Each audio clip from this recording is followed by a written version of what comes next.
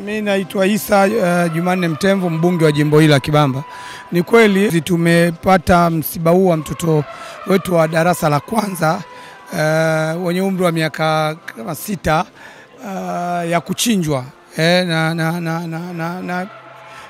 na binti mwingine. Binafsi kama mbunge, lakini pia ndio sauti ya wananchi wa jimbo la Kibamba, tumehuzunika sana na msiba huu. Msiba kwetu ni mkubwa, lakini ni ukweli tunaona tumekimbiliwa na sio jimbo tu, mkoa wa Dar es Salaam, viongozi, lakini pia hata taifa kwa ujumla. Natamani kujua nini kilichotokea, lakini ni ukweli kuna sintofahamu kubwa.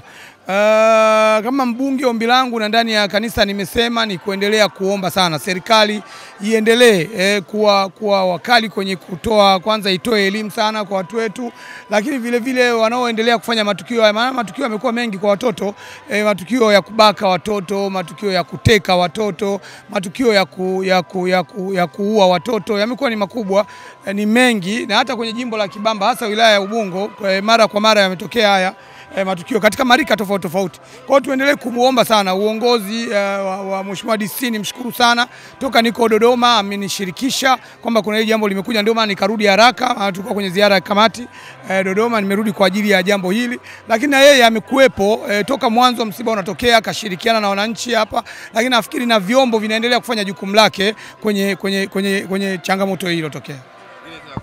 Kwa jamii hasa wazazi, labda unalipenda kuwaeleza na kuwashauri? Eneo la haya yanatokea kwa sababu kuna changamoto sana za kifamilia. Unaweza ukaona mfano kwenye familia ya hivyo kwamba wazazi wawili hawapo pamoja, na katika mazingira hayo unaweza ukapeleka watoto wakalelewe sehemu ambayo jicho linakuwa halipo tena. Kwa hiyo tunawatengeneza watoto kwenye riski kubwa ya kukutana na mambo ambayo hawawezi kuyakabili. Kwa hiyo wito wangu kwa wazazi wenzangu, hata kama kuna tofauti, tujitahidi sana kurejesha, kwa sababu hakuna yasiyosameheka, hakuna yasiyoisha chini ya mbingu. Yanaweza kuja magumu lakini yakaisha. Kusameheana kupo, ili kwa faida, hata kama sio kwa faida ya wawili, lakini kwa faida ya watoto ambao tumewaleta duniani.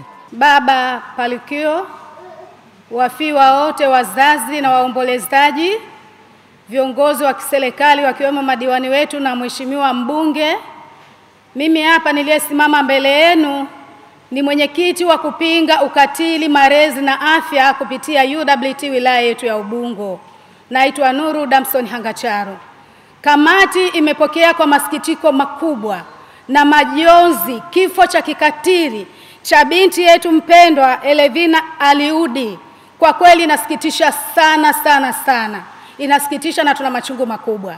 Lakini baada ya kupokea taarifa hizi, kama kamati tumeona na sisi tuungane na wenzetu wazazi, waombolezaji, ndugu na jamaa, vyama pamoja na serikali kwa kuja nasi tuweze tushiriki kwenye ibada ya pamoja.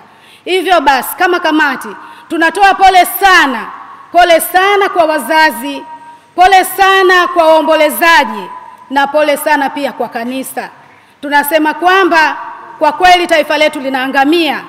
Tunashukuru sana viongozi wa kidini, baba paroko kwa kukemea, kufanya maombi, lakini nchi yetu ya Tanzania janga la mauaji linatishia. Watoto wanakatiliwa kwa kulawitiwa, wanakatiliwa kwa kubakwa, kuuawa kama hivi, kutekwa. Kwa kweli kadiri mnaendelea kuomba watumishi wa Mungu, basi liwekeni taifa letu la Tanzania ili haya majanga yaweze kukomeshwa, kama sio kupungua kwa kiasi chake. Lakini pamoja na hayo, tunaombea dua wazazi mnapokwenda safarini na waombolezaji wote, kama baba paroko alivyosema, amefunua kitabu kitakatifu, basi Mwenyezi Mungu akawe pamoja nanyi, awafariji, awaliwaze. Ni kipindi kigumu cha machozi. Mtoto pengine Mwenyezi Mungu alimpanga akawa ni taifa la kesho, kiongozi mahili, lakini leo wamemkatili maisha yake kiukatili sana. Tumepokea kwa masikitiko makubwa, na ndio maana na sisi tuko pamoja nanyi katika kuomboleza.